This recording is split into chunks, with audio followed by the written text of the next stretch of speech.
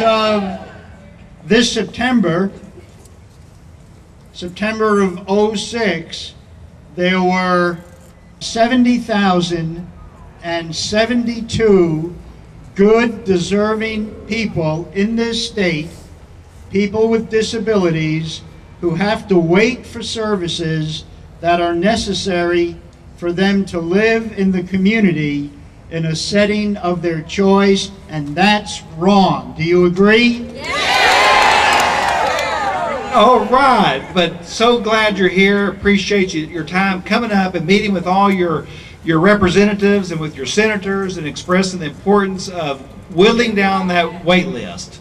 Let's get it down. Let's add more to it to get it down. It's so important. Now, Ricky Broussard came by to see me this morning and was notified that he got his HCS slot.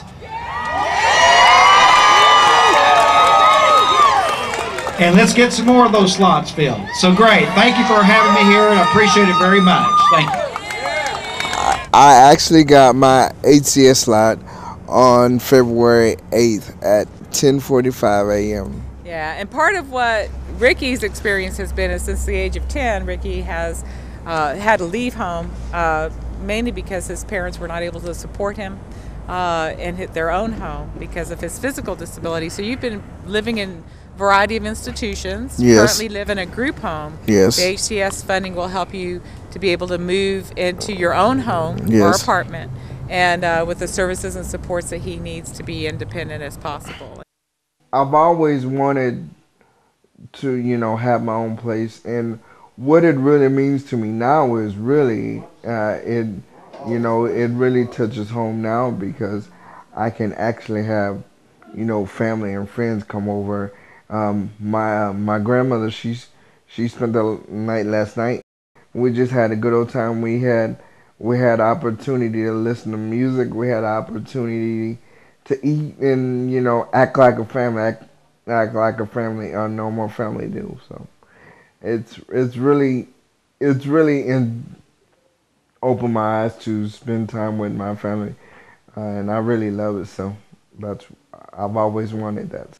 Now that I have my own apartment, my next goal would be in a couple of years, not right away, but I want to stay in this apartment so I can build up my credit, because my next goal is for me to have my own house, and for me to have something that's mine, and I can say I bought this house and I earned it. There's a lot of people that I would like to give credit to, giving me the support that I need, and saying, Ricky, you can do this, and there's no way that none of the stuff that I'm doing now it would be possible. I would like to give credit to Noreen Jalloway. She works for Imagine Enterprises. I would also like to give credit to Eddie Perez. I used to work for Eddie at the PF workshop.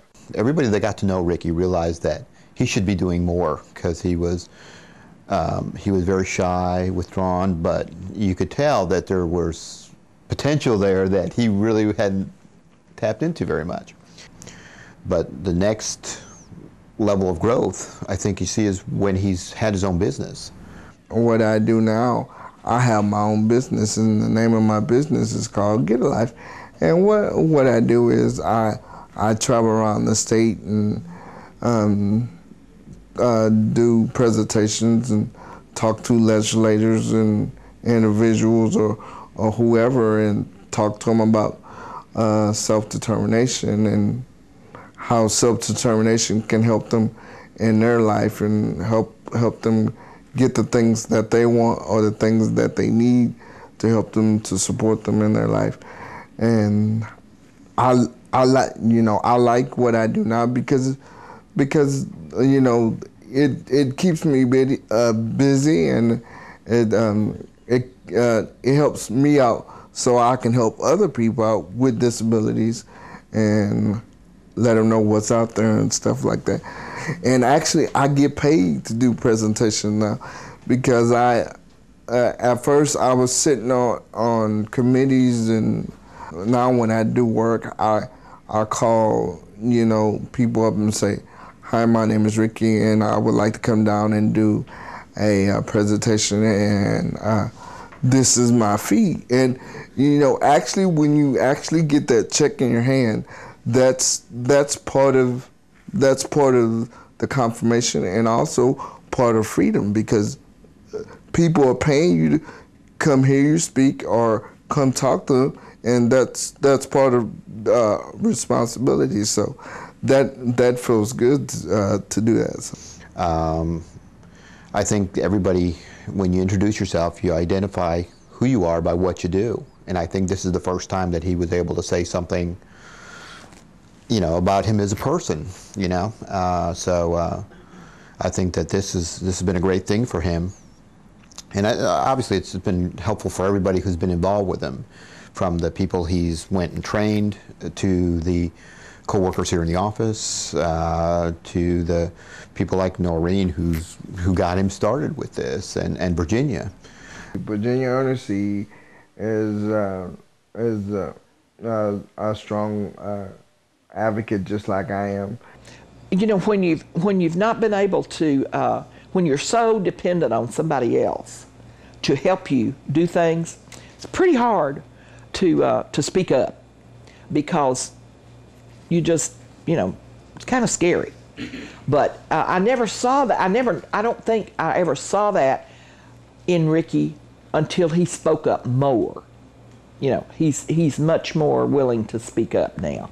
I mean, we found a gold mine in Ricky. Here is this articulate young man who has charisma. I mean, it's something you're born with, you don't develop it, and he has it.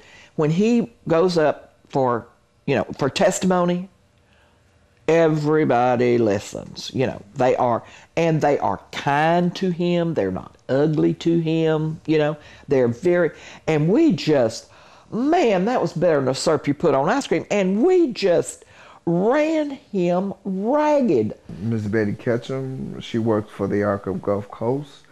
When Ricky got on some of his committees, I felt like they were having Ricky there as a token person with a disability, but I've sat on some of the committees with him, and I've watched him from just sitting there responding yes or no to really participating fully and being a contributing member of the committees that he's on. Without these folks, people that I know and the legislators, there's no way I could do this. And I would like to take this opportunity to thank them very much, and tell them that I really appreciate it from the bottom of my heart. We're the heart of the matter, in that waiting list.